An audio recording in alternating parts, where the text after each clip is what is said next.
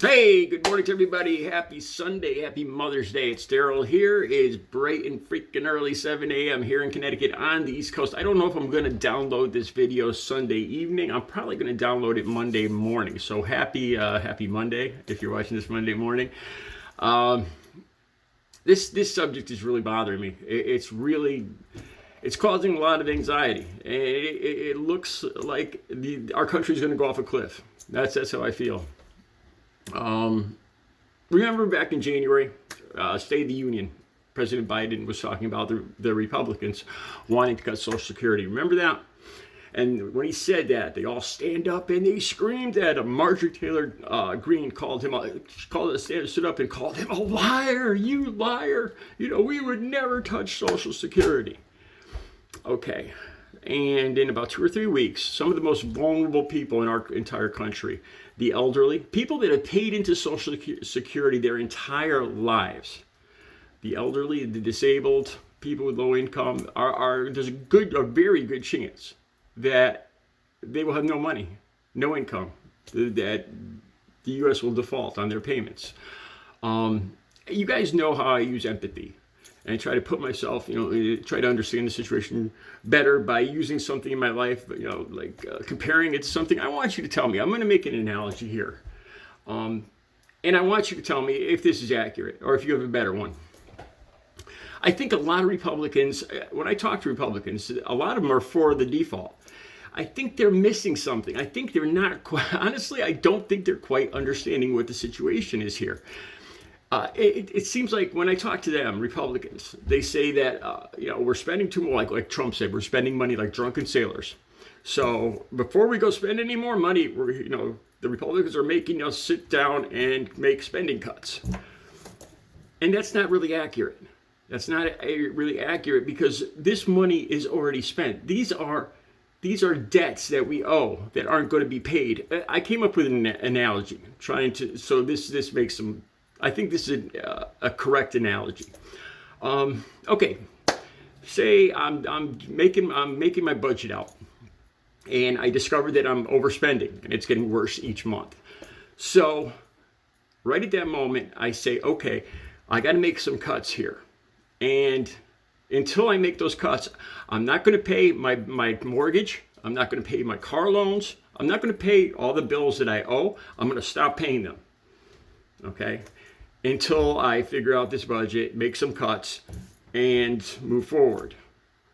That's what's happening here. This is like not paying your bank loan or your mortgage. It's not money that we're going to spend in the future. What's happening here is we're going to default on money that we already owe. Like I said, it's like defaulting. If you realize that you're overspending, and you say, okay, well that's it. I'm going to stop paying my mortgage right now. How would the bank feel about that? How would the car, where you got your car, how would they feel about that? What would it do? It would raise you'd be labeled a deadbeat. You'd be labeled a deadbeat. Your interest rates would skyrocket. It would make it harder to borrow money. It would make it more expensive to borrow money. It would make it more expensive to do anything. You'd be less likely to get a rent in the future, less likely to get a mortgage. It would screw things up. And it doesn't make any sense because it's money already spent. It doesn't have anything to do with money that's being spent in the future. I don't think Republicans are seeing this. What they're asking for, too, is I believe it's a 1%, no more than a 1% increase for the next 10 years. So if I sat down, okay, so if it was my budget, and I sat down and I was making a budget, and I said, okay, I'm not going to spend more for, 10 years from now. I'm only going to increase 1% a year.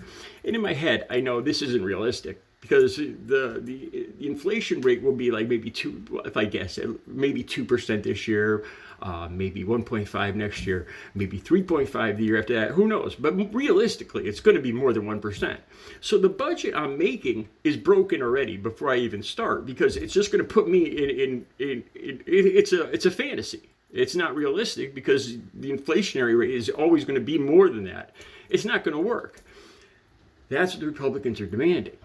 No more than 1% per year. It's unrealistic. It'll just put us, it's a fantasy. It looks like you're fixing something. Not to mention, 3 times during the Trump administration, they raised the debt ceiling limit. What's happening right now? but they made no negotiations. No, what they're doing is holding the country hostage.